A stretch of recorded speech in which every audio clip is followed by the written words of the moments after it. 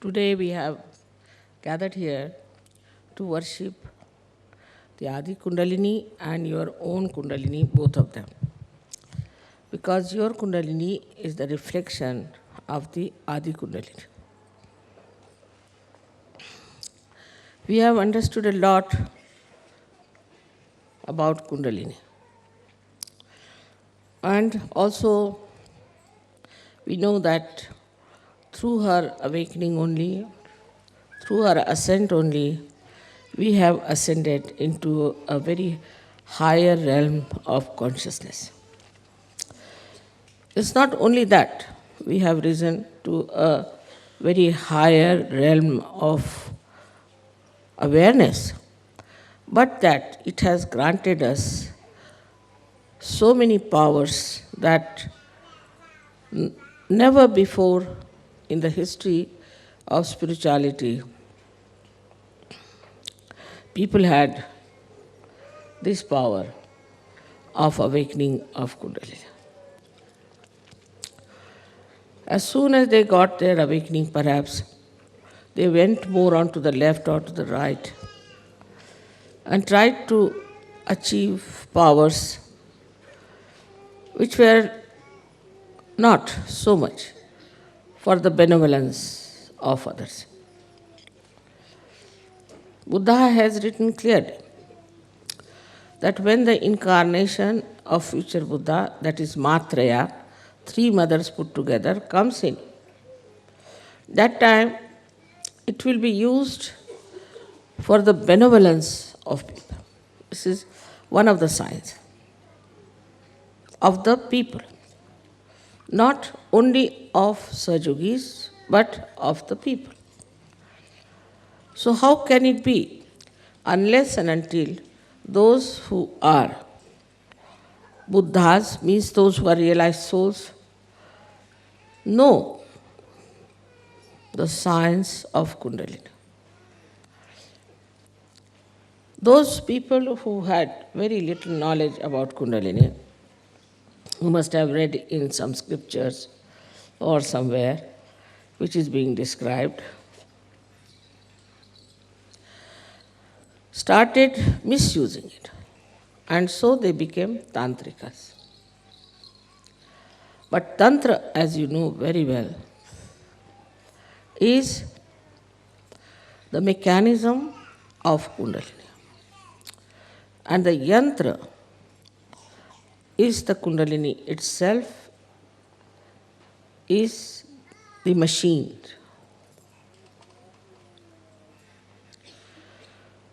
Today, I think, as we know so much about Kundalini, how it passes through different centers, how it rises, all those things as we know, we should find out how we can nourish our Kundalini. That's very important to know.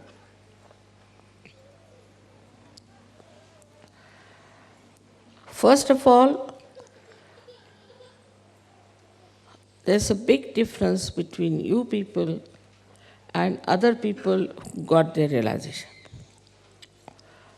First big difference is this, that this power you have achieved sahaj, easily. Others had to go to Himalayas, stand in the cold there for days together. So many died, live in the caves, eating fruits, sometimes nothing. Even Buddha's time, they had to use only one piece of cloth to cover their body.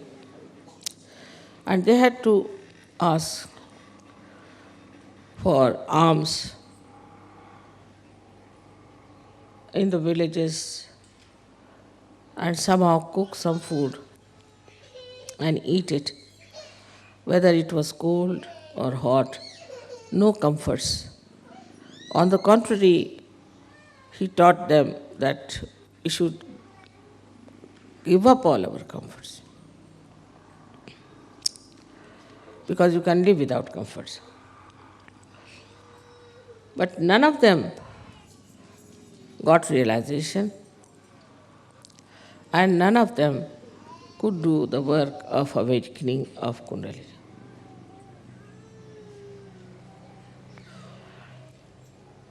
So the difference is too much.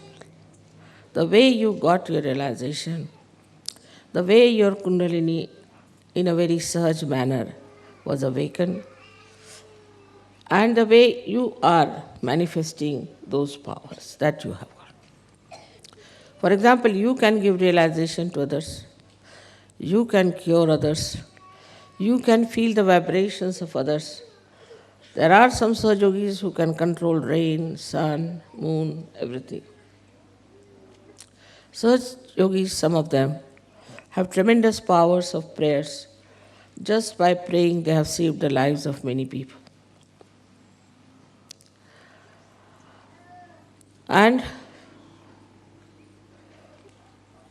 these powers were available to some of them, even to the rishis and great munis on those days. But their powers were not based on love and compassion. This is your special field because you have to work for the benevolence of the people. Their field was to protect themselves or to destroy. So they developed powers of curses, like sharp. They could curse people. You haven't got that power. You cannot curse anyone. Very nicely, that power I've cancelled.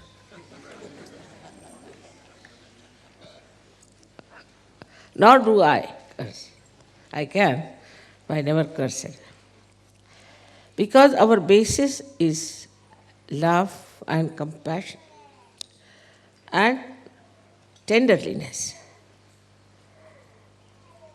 They were very hot-tempered people, most of them, extremely hot-tempered. And sometimes they used also terrible, harsh languages whenever they spoke about the people who were not realized or who were troubling them. This was very funny, the way they were angry with the society, the way they described them. Some of them did not look at the society, did not denounce the society, did not say bad things about the society. But they were only satisfied with themselves. Or they wrote about the blessings that they are having. But you have a new dimension. You have to use your powers for the benevolence of the people. So, also, your Kundalini was awakened so sahaj. It is because of the love and compassion of your mother. So this time, we should say, your Kundalini can only be nourished if you develop within yourself the sense of pure love and pure compassion. First, I've used the word pure. That's my name also. That means you have to be innocent to begin with. If you are not innocent, then you have certain problems, maybe with your lust. Maybe your love might be directed towards some person only.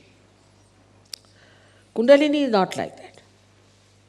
She rises, she goes to all the chakras. She doesn't get involved into any. She tries to cure every chakra, nourish that chakra, and she is only worried about her ascent. In the same way, a Sahajogi should not get involved into any relationship as such. It's possible. You don't have to become like Buddha's disciples. For example, as I have always told you, the sap in the tree rises and goes to various parts of the tree and then evaporates or comes back. So this passage should be kept open. And once this passage is kept open, the Kundalini can rise very easily without any trouble. But this passage can be closed in case you get too much involved into one thing. Because there are some people who get involved, say, in their parents to begin with. All right, in the beginning I know those who come in the beginning to Sahaja Yoga will start saying, mother, my father's sisters, husbands, these things, that is sick. So will you please cure that person? Very common. They'll write long, long letters describing the relationship and I really lose the connection. Who is this one? Without writing the names, they will give all the connections that they have. These are all artificial connections. Tomorrow some calamity comes on you. These relationships are of no use. On the contrary, you'll find they'll take advantage of it. You cannot depend on these relations of yours, in what family you were born, in what religion you were born, in what country you are born, because now you are a universal being. So you are no more related through these artificial relationships, but you are related through your spiritual relationships. Unless and until we establish that within ourselves. That doesn't mean you give up your husband, give up your wife, give up your children, nothing of the kind. But that means that if we have to give up our conditionings, we have to give up all these things.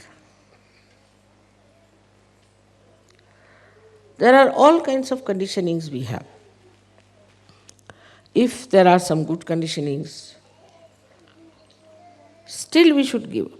In the sense, they should not be conditionings, but we should be master of them. For example, Indians have one good conditioning in a way in their own country, that they must have their bath early in the morning. I used to do the same. Then England is horrible for that. It takes its respite. If you do that in England, it's a cursed country. You just can't do that. You have to take your bath in the night, otherwise give up bathing. And one has to change. But if you have that conditioning, then you will feel very sad. Oh, I missed my bath. I can't sleep now. I can't feel all right. I am not normal. It's a good conditioning, but still it is enslaving you. So whether it is good or bad, if it is a conditioning, you should try to see it clearly. It's a conditioning. That doesn't mean that you should go in the opposite direction, that all right, I'll never have my bath. That's not the way. It is that, all right, if it doesn't suit in the morning, I'll have it in the evening. Also, it doesn't matter, once in a while I miss it. The bath cannot control me. I'll control the bath.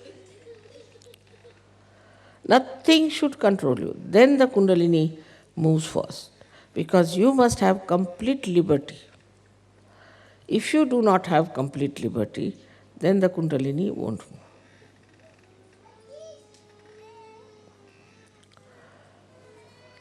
We have conditionings of our families, of our um, religion, of our country. These conditionings, as far as possible, is to be seen clearly that we have got it through our family. If you are born a Christian, you will always be more attached to Christ. Christ you have not seen, you don't know whether he existed or not, whether this Bible is true or not, but you will be more attached to Bible. Now, if you are a Hindu, you will be more attached to Gita or to Vedas or something. This creates imbalance because we must have the same attitude towards all the religions, towards all the scriptures. That's the sign of a saint. So this conditioning has to go. In what country you are born is another conditioning which has to be fought out. Very important it is. I don't want to discuss the conditionings of different countries, but you know very well. After realization, when you rise higher than your society which is surrounding you, you start understanding and you start describing. I have come to know about the stupidity of all these countries through the people who belong to that country. For example, a Frenchman will say, Mother, this is typical French mind. He's a French, otherwise born. Or a Hindu will say, Mother, this is typically a Hindu man. He will do like this.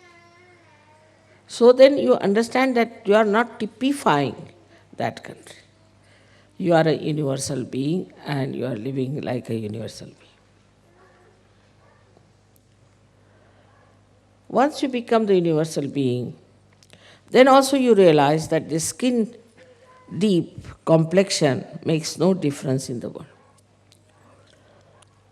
So then you don't start hating somebody who is darker than you or who is fairer than you. Both ways it works. It's not only the people who are fair hate the darker ones, but darkers also hate equally. And mutually they believe that they are all absolutely wrong. If you ask a fanatic about another religion, he'll say that's the worst religion, his is the best.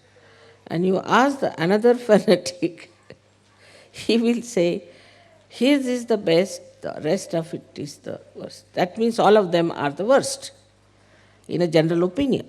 Everybody seems to be the worst. All the fanatics are the worst. If you take a general consensus, you see.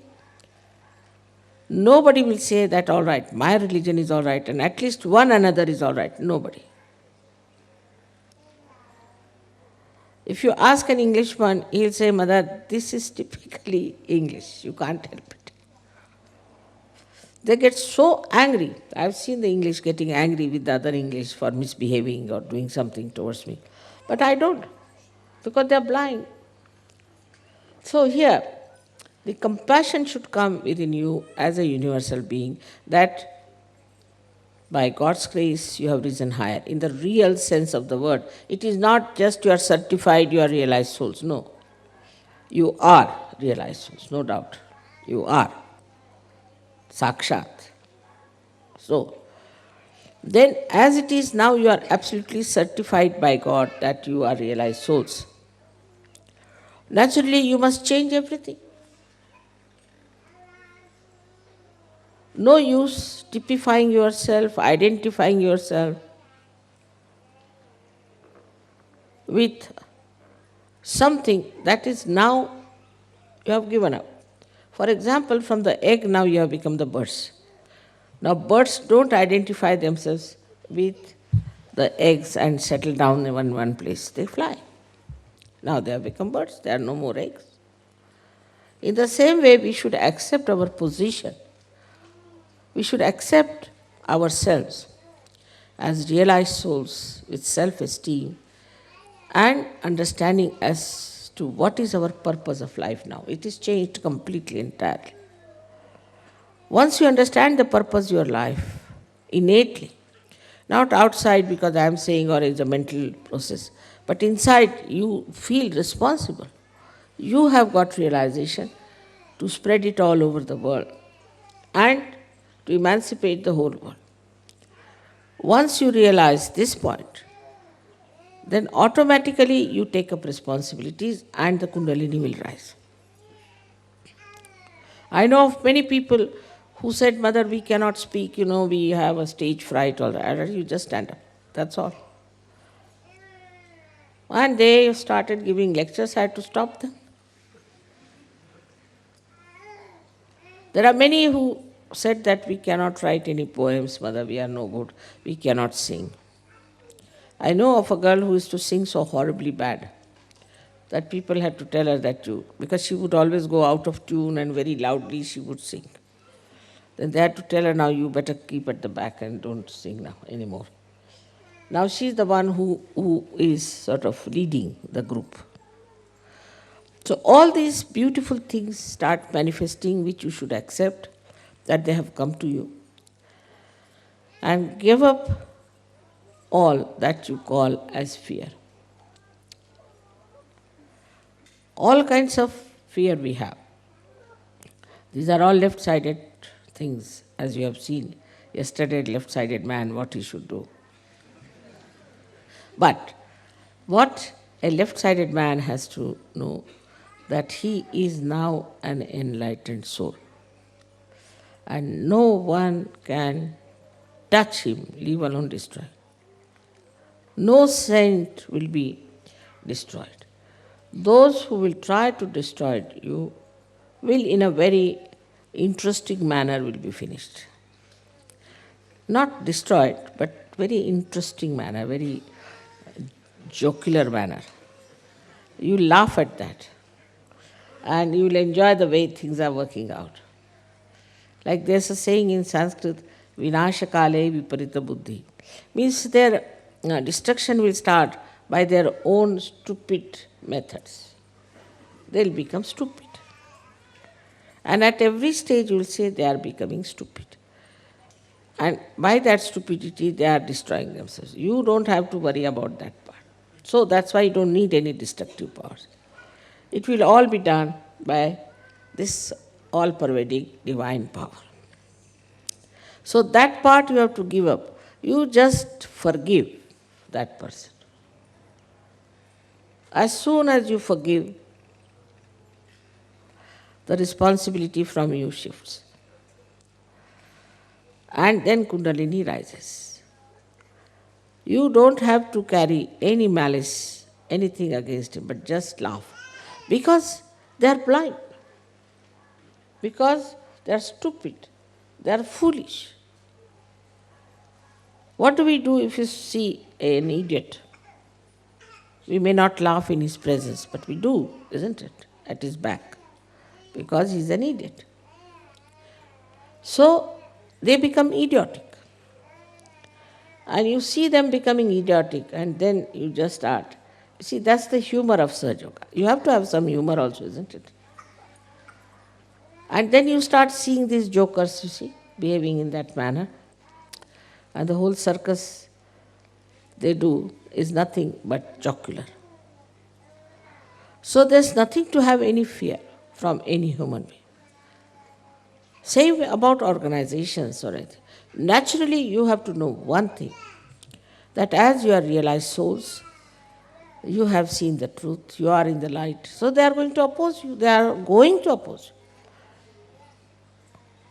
They did this, isn't it, to others. Everybody suffered so much.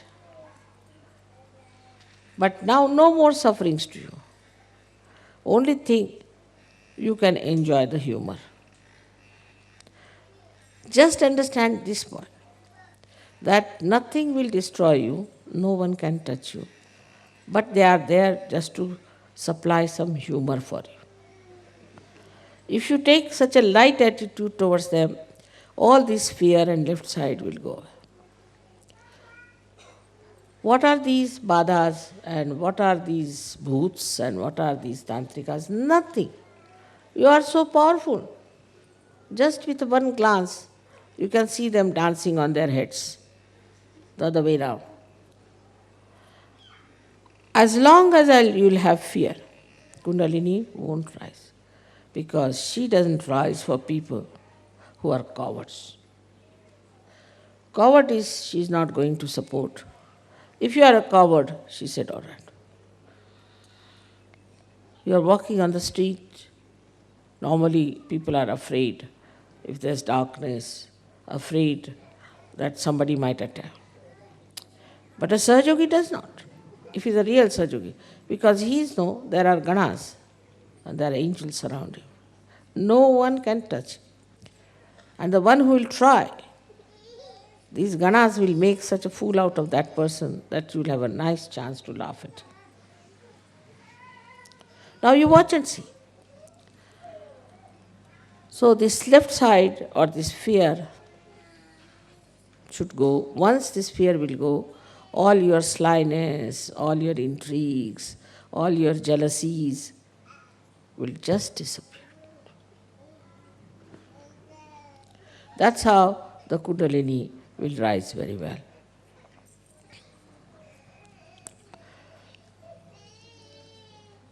Then another problem is for the awakening of the Kundalini is your ego.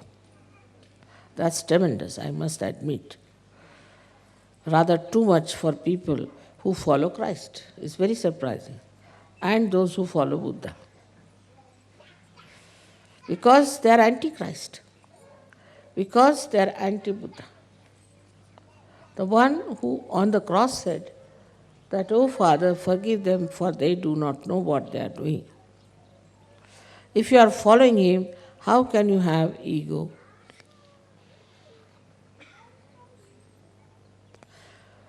Now the forgiveness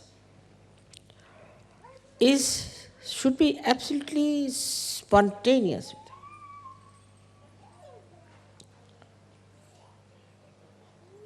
There should be no ripple even of anger. Because you are so powerful. What can anybody harm you? But if you catch on your agya, only you are harming yourself. If you want to harm yourself, nobody can help it. So this anger, which comes from liver and settles down in your agya, has to be looked into.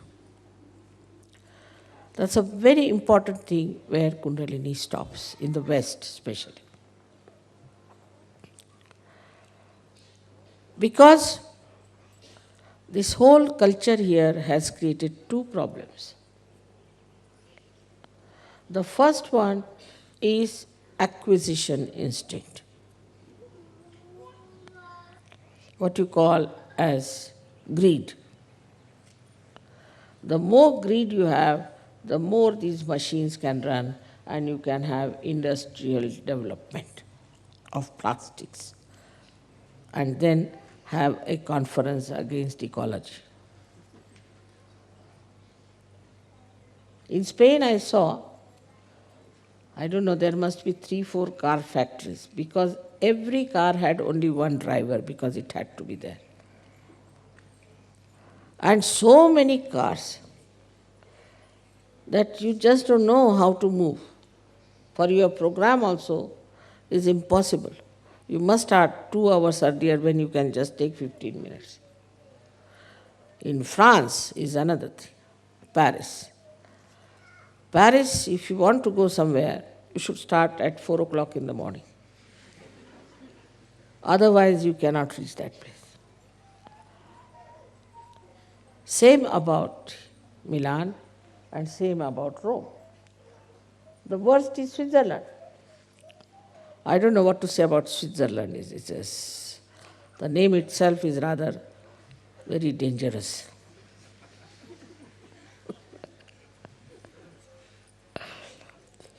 Because they are making all ugly money, they are doing all these things. I mean, every kind of sin they have got in the name of acquisition. For them, nothing like sin. Taking somebody's money nicely, keeping that there, extracting money from poor countries, they don't feel there's anything wrong. I mean, they have become immune. So this acquisition instinct that we have, and which has been very much fanned and have been made into a big sort of a quality in the West, we should try to see it clearly. In the olden days, in the same European countries, this was used for creating art, for producing artists, for supporting artists. Even in our country, artists were supported by the kings and all the big empires that we had. These days, there's no question. No government is willing to support the artist. You know that Mozart was called by the Queen herself to play before her. So the governments were not only looking after the collection of taxes, but they were looking after the artists, musicians, painters, and people who did creative art. Like in France, you can see how their queen collected beautiful artistic things and encouraged artists to do artistic work. Spent her money in that. And now you know that she was killed by people. By killing her, they have killed the art of France.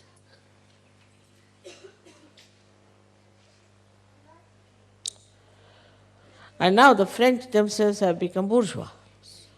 Those whom they condemned, they have become that. So, acquisition instinct has to be taken to the acquisition of art. That also should not be plastic. Otherwise, tomorrow you might start buying plastic, artistic things. Genuinely made, handmade things. Or the music also, which is very deep, classical, singing the songs of the divine. Not the cheap type music which just makes you mad or makes you full of lust and greed. So this is one of the problems of your culture, which gives you this kind of a ego. I mean, people, if they have, say, a Rolls Royce, then of course nobody can talk to them. Their brain has blown out of their heads completely. But even the driver of the Rolls Royce, who doesn't own the Rolls Royce, he drives, his head is off.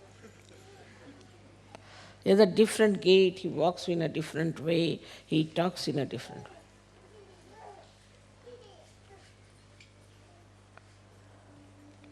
So this acquisition instinct gives you so much of ego. I mean, you go to somebody's house, like some stupid Indians who are now in England. I went to their house.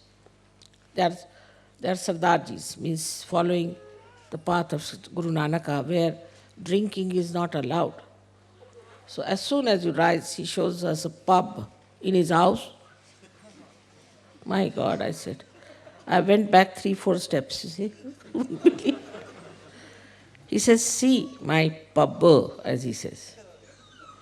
And from the pub he takes out a soda thing and shows us how it pumps out the soda.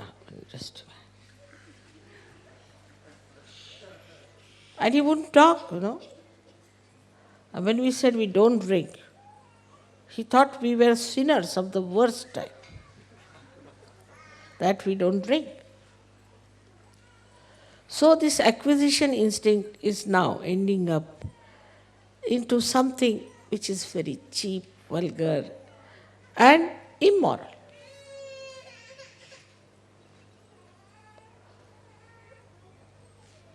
The fondness for showing off is so much that you are sometimes shocked the way people try to show off.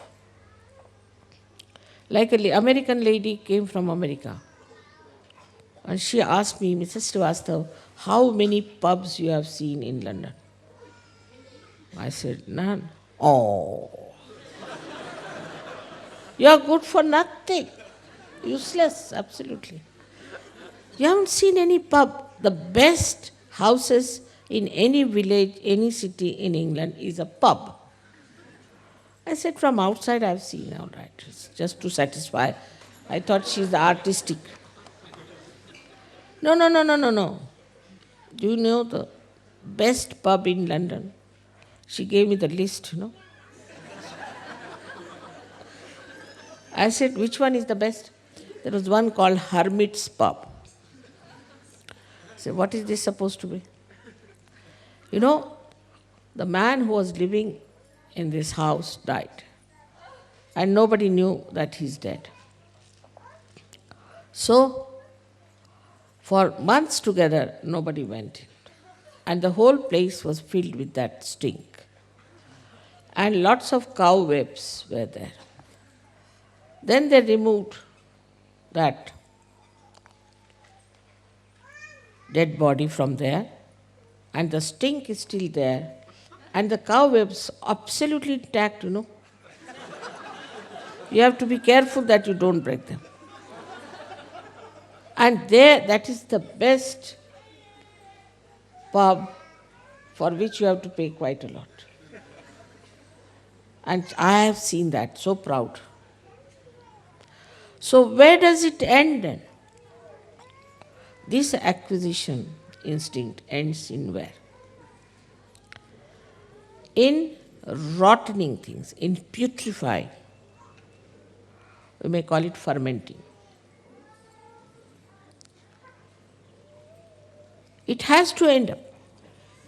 Because the reaction of the ego comes and you start enjoying things which are rotten, like cheese of France. Never eat that. I tell you, you will burn your finger, you will burn your throat, and you will burn your stomach. It is very rotten. And the more rotten it is, the better. The wine.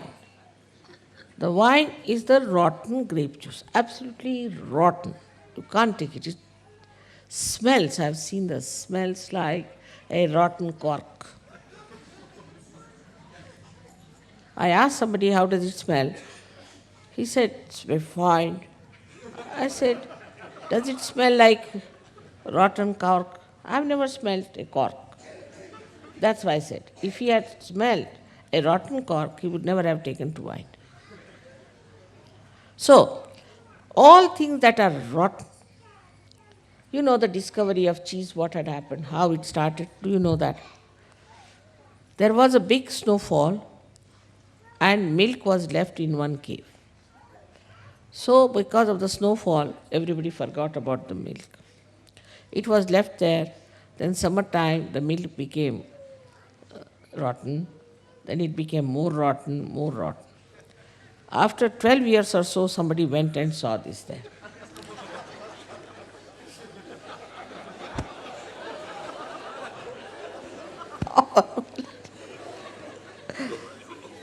Thank God I have not taken my food today.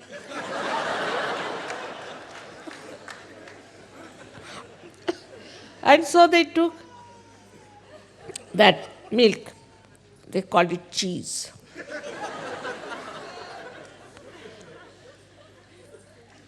In India, cheese is used in Urdu language especially for something which is something special thing, something very special. And also, as you know, in music they use it for some special composition, cheese.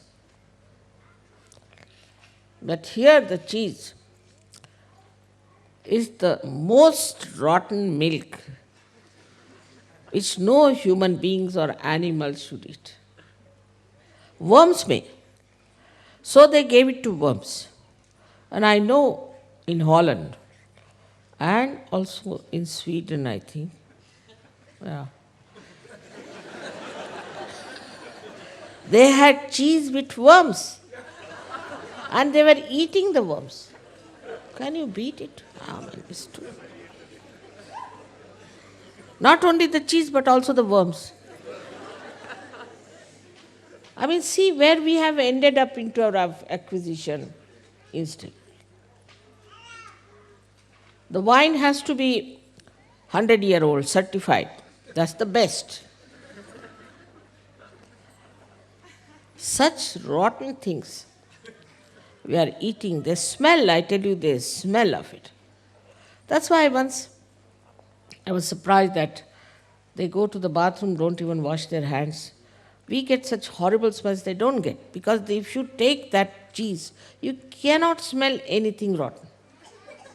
Even if you put them in the gutters, they won't feel anything rotten. Because it's all that dirty smell they are used to. It's the filth. I mean, even if they go to hell, they won't feel bad because the smell will be the same.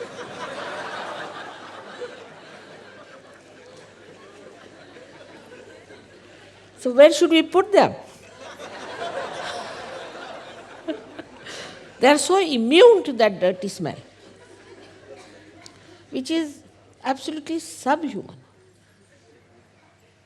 So this acquisition instinct in any elite society, once upon a time, French society was regarded as elite.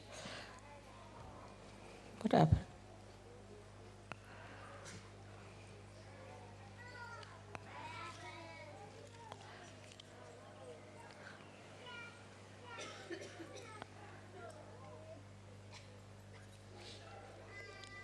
Poor children must have been upset to hear all this, you see.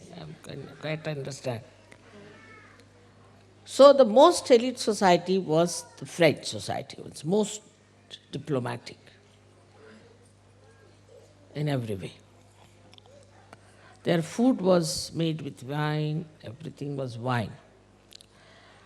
And this diplomatic society, once upon, ruled the whole diplomatic areas.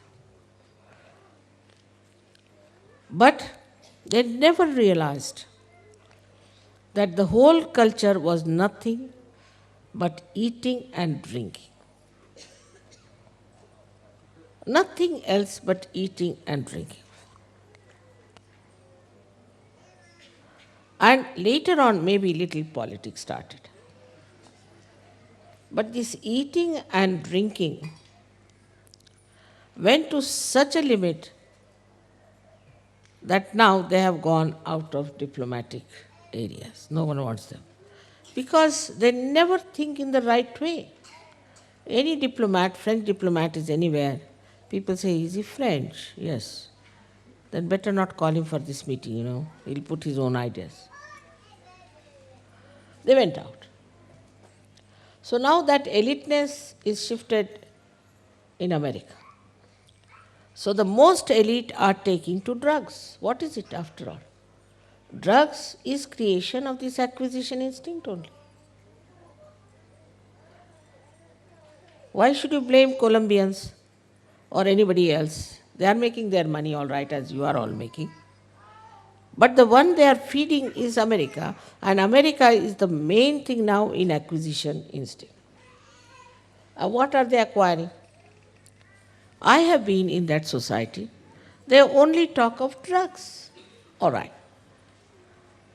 Drugs, they talk not only that, but it's like a shopping of drugs. They all know where you get drugs, all these so-called ambassadors and these people, and their wives.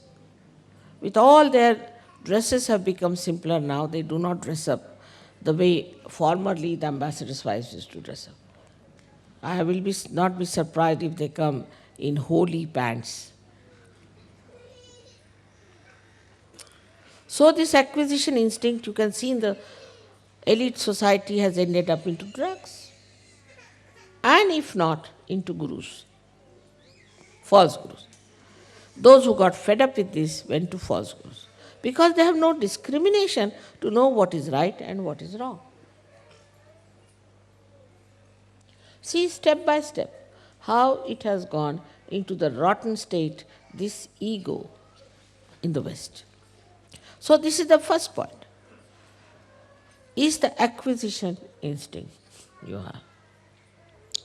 In that, then, somebody's wife is good looking, then every man has a right to look at her.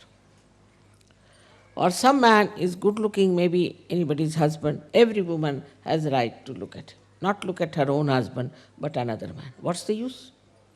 I have never been able to understand. What's the use of looking at another man who is not your husband? This acquisition instinct has gone into complete immoral life, immoral society. And they have lost sense of respect of their age. A 90-year-old woman having a love affair with her grandson who is 18-year-old. Just think of it, such stupidity, such nonsense. How is it possible unless and until we have some sort of a perverted acquisition instinct? Even art has gone into perversion. Everything has gone into perversion.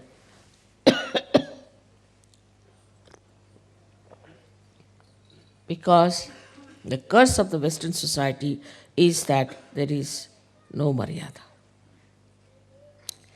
And Kundalini rises in its own Maryada. It brings back your Maryadas. It keeps you into your Maryadas. You are a human being. Don't live like animals, even worse than animals. You have no right to do that. God has not created you to be subhuman, but to be superhuman being. So, this is how it works out. You can now think about it, how far it goes, this acquisition instinct about things. But the second very bad curse of the Western acquisition instinct is that they want to acquire, aggress others.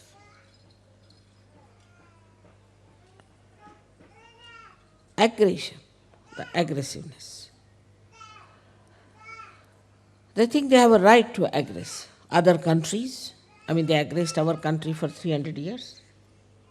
Why? Why did they aggress? We are not bad people. Because we had gold, we had diamonds, we had pearls, we had lots of things, which were just material things for which they aggressed us. And they didn't take any spirituality from it. So the French aggressed, he's aggressed, all the time aggressing. Japanese are also following you. This aggression then moves the whole society into a very destructive force. You can see every day. The wars are going on. This is fighting that is fighting that. They want this, they want that. And this aggression has also penetrated the developing countries, the third world also. So, nicely the disease is on.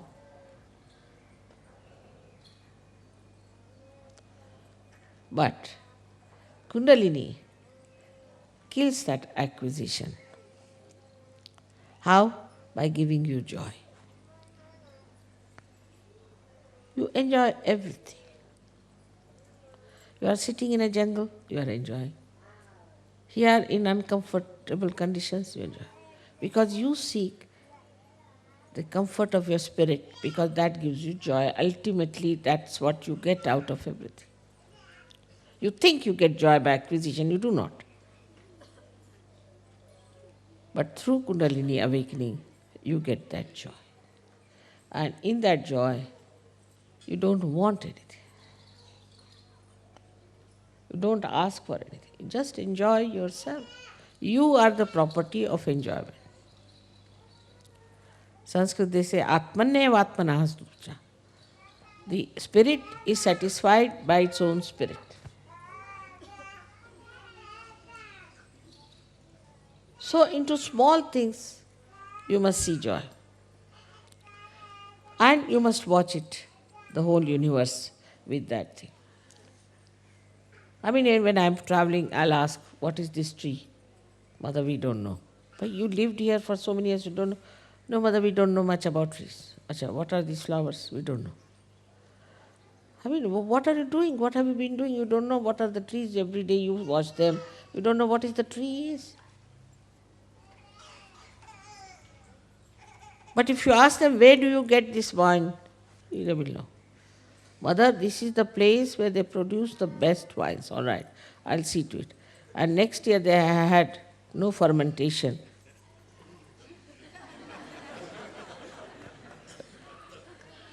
So, this is the acquisition instinct, which is very sort of which becomes a political asset that you go and aggress other countries, aggress other people, and use all kinds of things.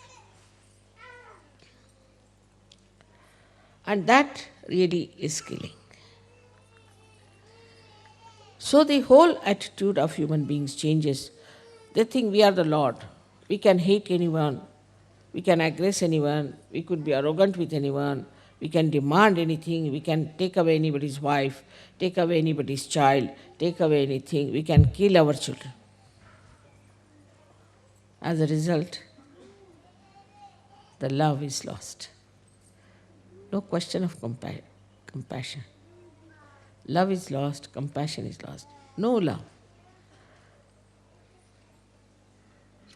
And with that, you also developed my and mine, sense of my and mine. Is that this is my child, this is my country, this is, as you know, in Yugoslavia, what they are doing. I don't know who gave the name of Yugo. Yugo means yoga. This is the yoga people fighting among themselves. This has come from the same root, that this is mine, this is my country. Why? Why? How is it your country? You can't create one leaf. For who are you? You can't create little mud, can you? How do you say this is my country? How dare? This all belongs to God. He has created. Or you can say Adi Shakti has created. You have not created even so much. How do you say this is mine and I should have it? So the my and mine thing also develops very strong. And the same thing happens with sometimes Sahajogis very much. My children, this is the first curse. These are my children. My wife, my family. It starts growing like that. Then the heart strings. For a large-hearted man, the whole world is the universe, the whole thing is within, the whole thing is yours. When such a heart you experience within yourself, then Kundalini just shoots off, because as you know, the Sahasrara is the heart chakra. No question of Sahasrara catching if you have a large heart. And to keep the Sahasrara open is just develop that sense, that wisdom, that nobody is mine, everybody belongs to God. Who is mine? Whatever God wants, let Him do. So get out of this small feeling. Sahajogis do. I must say, I have seen it. They get confined to their families. My son hasn't got a realization, my brother hasn't got a realization, my this thing. After that it moves. When they get realization, this is my son, my brother, my sister, this thing. This my has to drop, which is very, very subtle thing, and that's why the Sahasrara catches. Everyone is yours. Because The Kundalini of Saj Yogis is made of love, pure love. The pure love has only pure desire is to love. Love everyone equally. When you say it is difficult, that means you are not trying Saj Yoga. Enlarge your heart. You will never feel lost. To me, when I was living in England, I was really little bit, what happens like that, like a moon sucks in the sea, you see. I felt my heart was just pulled out. But I reach here, again I see my children waiting for me. So it's over, finished. It's there I felt, now here I feel. That pull of my heart was released. You are also my children here, and they are also my children.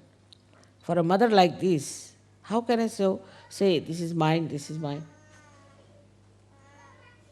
So, like this, try to break away from this conditioning. First, in the West, people don't care for family, they'll divorce 10 times and advertise it. I am 10th time divorced lady.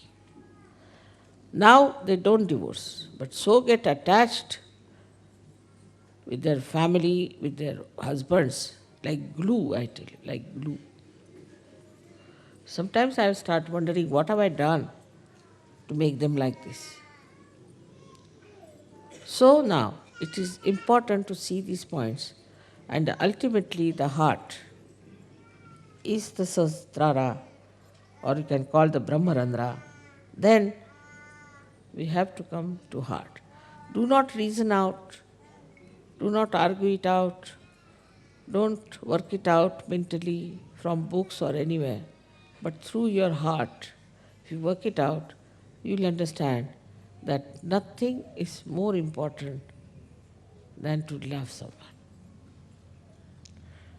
And the highest thing is to love everyone equally. Of course, in love you might have to say something to a person. The other day I had to say something to some Sahajogini. So my husband said, don't say she'll become your enemy. I said, let her become my enemy, it doesn't matter, it's my duty to tell her that this is wrong. Otherwise I become her enemy because I don't told her the truth, and she will suffer.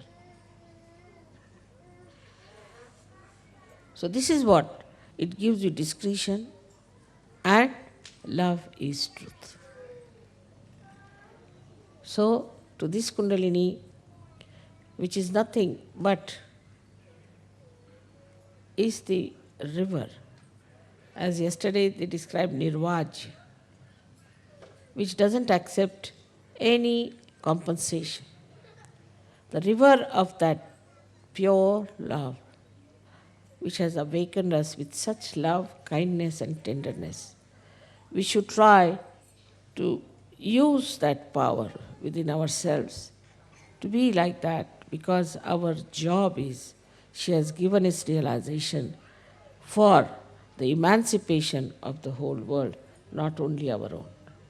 So everyone has to give realization to others, otherwise their Kundalini will settle back. Talk about Saj Yoga. Saj Yoga is not part-time. It is not a side issue. It should be always with you. Wherever you get a chance, you have to talk about Saj Yoga, you have to work it out, you have to give realization. Otherwise, no use. May God bless you all.